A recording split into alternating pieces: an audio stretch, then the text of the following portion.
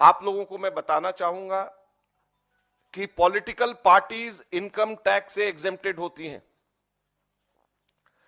जहां तक के इंडिविजुअल्स की बात है, मुझे पता चला है कि हमारे इनकम टैक्स डिपार्टमेंट्स और इवन फाइनेंस मिनिस्टर ने भी डीब्रीफिंग के दौरान कहा कि इनकम टैक्स तो देना पड़ेगा, हम भी देते हैं, हम सब लोग इनकम टैक्स देते हैं, खरगे जी भी इनकम टैक्स देते हैं, राहुल जी भी इनकम टैक्स देते हैं, हम सब इंडिविजुअल्स इनकम टैक्स देते हैं, लेकिन पॉलिटिकल पार्टी इनकम टैक्स नहीं देती।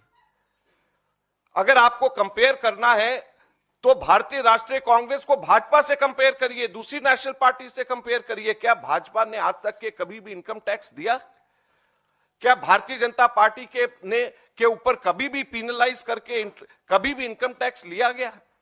हम लोगों के पास में जो पैसा आता है, ये पैसा हमारी देश के राजनीति के लिए, डेमोक्रेसी को जिंदा रखने के लिए वो पैसा खर्च किया जाता है। ये इनकम नहीं है, कोई किसी की इनकम नहीं हो रही है।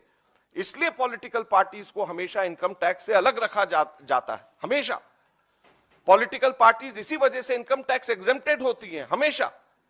भारतीय जनता पार्टी ने आज तक कभी भी पेनल्टी नहीं दी, भारतीय जनता पार्टी ने आज तक कभी भी इनकम टैक्स नहीं दिया, तो फिर कांग्रेस से क्यों मांगा जा रहा है?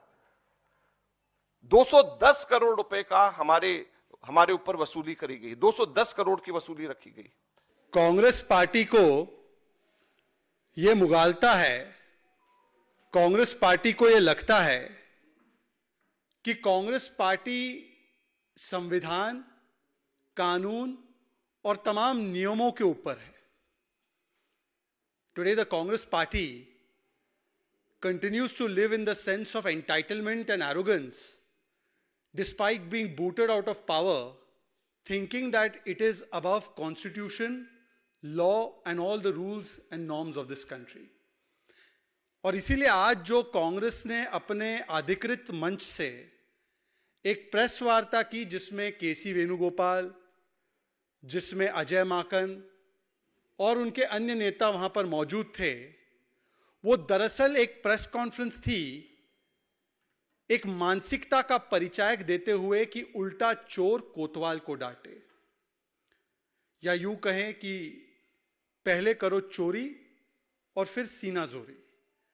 The Congress Party, which believes it is having a sense of entitlement to consider itself above the constitution and law, today projected the old adage that we are very used to, chor machaye shor, ulta chor kotwal ko daate.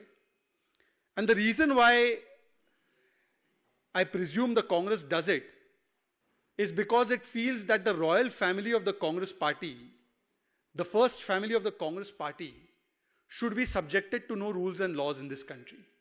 We have seen in the past that when the Yuvraj, the Shahzada of Congress Party, was convicted by a court, their leader Pramod Tiwari said very arrogantly, with almost a sense of entitlement, that how can the courts convict Rahul Gandhi? Congress party को लगता है कि उसका जो प्रथम परिवार है, जो शाही घराना है, वो तो संविधान और कानून के इस प्रकार के ऊपर है कि उनके ऊपर कोई कानून या संविधान लागू ही नहीं हो सकता। इसका एक परिचय तब मिला था जब प्रमोद तिवारी ने, राहुल गांधी जब ओबीसी को गाली देने के लिए, अपमान करने के लिए कन्विक्ट हुए थे, तो उन्होंने एक चैनल से कहा था कि गांधी परिवार के लिए तो अलग कानून होना चाहिए, ये आम आदमियों के लिए जो कानून होता है उसमें कैसे आपने कन्विक्ट कर दिया, सजा देंगे राहुल गांधी और गांधी परिवार को।